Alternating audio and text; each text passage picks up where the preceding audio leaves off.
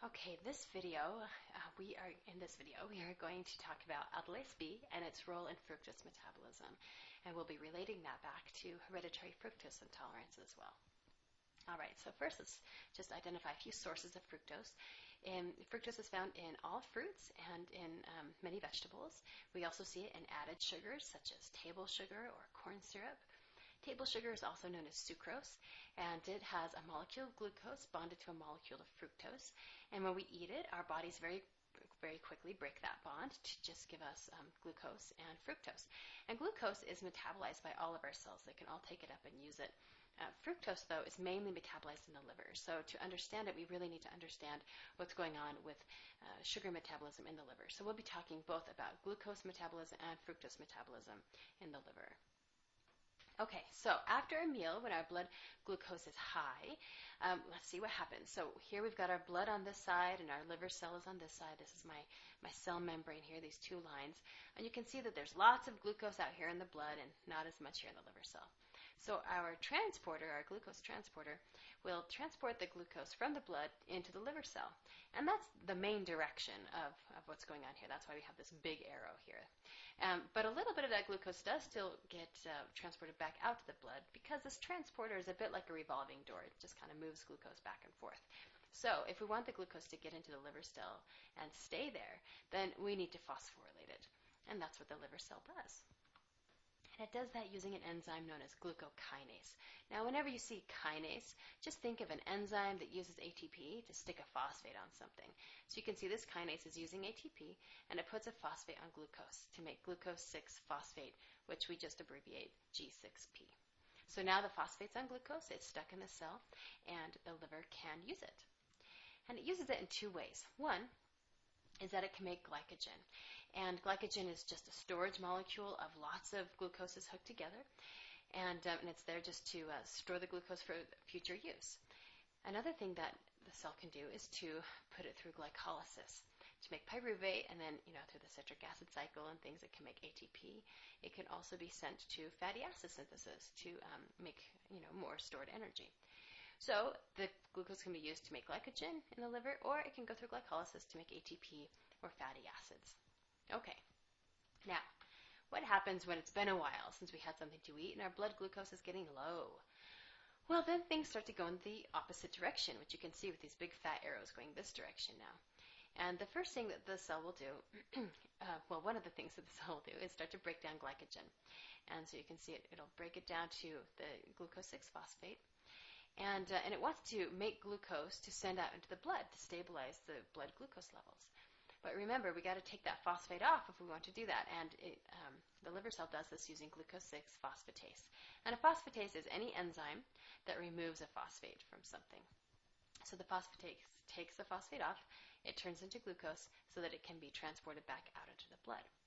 Now, I do want to alert you to something, though, here. And that is that we have a potential futile cycle if we're not careful, because we have this glucokinase here putting a phosphate onto glucose, and a phosphatase taking the phosphate off. And so if both of these enzymes are present, then we'll end up with a cycle where the phosphate's going on and coming off, and we're using up ATP, and nothing useful really is happening.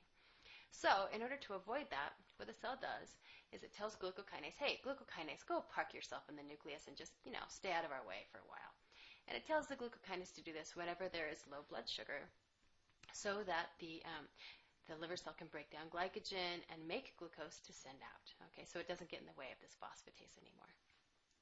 Okay, so breaking down glycogen is one of the ways the liver cell makes glucose. The other is through gluconeogenesis, which is essentially the reverse of glycolysis, where you can take products or intermediates in glycolysis and you send them back up the chain to make glucose, which is then released. Okay, so that's how the liver cell can produce glucose to stabilize blood sugar. All right, so let's just review things a little here. So when blood glucose is high, our glucokinase is in the cytoplasm, and it's doing its job. It's putting a phosphate on glucose so it will stay in the liver cell and can get made into glycogen or go through the glycolysis to make ATP. Okay. When blood sugar is low, then glucokinase gets sent to the nucleus to stay out of the way, right? And now glycogen is broken down, gluconeogenesis is working to produce the glucose 6-phosphate, which the phosphatase then can take the phosphate off, make glucose, and send it out to the bloodstream to stabilize the blood glucose levels. All right, so now you're thinking, great, glucose, I understand it. What about fructose? Well, fructose is pretty closely linked to glucose metabolism. So you can see when we have fructose in the blood, it can get transported into the liver cell using a transporter again. And it's also phosphorylated using an enzyme called fructokinase. Remember, kinase uses ATP to stick a phosphate on something. So now we have fructose 1-phosphate, which is just abbreviated here, F1P. And fructose 1-phosphate is the substrate for our star enzyme here, Aldolase B. So Aldolase B takes fructose 1-phosphate, which is the substrate, and it makes DHAP and glyceraldehyde. So those are the products of Aldolase B. And so what do those products do? Well, these products are actually intermediates in glycolysis, so they can continue down glycolysis to pyruvate and make ATP or go to fatty acid synthesis, which is actually what fructose seems to stimulate, is fatty acid synthesis. The other thing that our liver really likes to do with them is go through gluconeogenesis to make the G6P and then turn it into glycogen. So fructose can be used to make glycogen, it can be used to make fatty acids or ATP, and get utilized by the liver that way. There's one other thing, though, with fructose metabolism that's pretty interesting, and it's that fructose 1-phosphate here, in addition to being an intermediate in fructose breakdown, it also serves as a signal. And it signals glucokinase to come out of the nucleus. It says, hey, glucokinase, come on over, you got to do your job and phosphorylate this glucose. And so in that way, fructose 1-phosphate acts as a signal of high blood sugar, which makes sense because normally if you're consuming fructose, you're also consuming a good amount of glucose as well. So if fructose 1-phosphate is around, then chances are glucose is around, and we do need this glucokinase, right? So high blood sugar and fructose in the blood means fructose 1-phosphate gets made, glucokinase comes out of the nucleus and does its job. When blood sugar is low, then fructose 1-phosphate is also low, right? Because the fructose, there's not very much in the blood. So the glucokinase then will go back to the nucleus because it's not serving as a signal anymore. All right.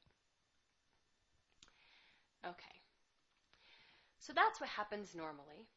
And in the next installment of this video, we're going to talk about what happens in hereditary fructose intolerance.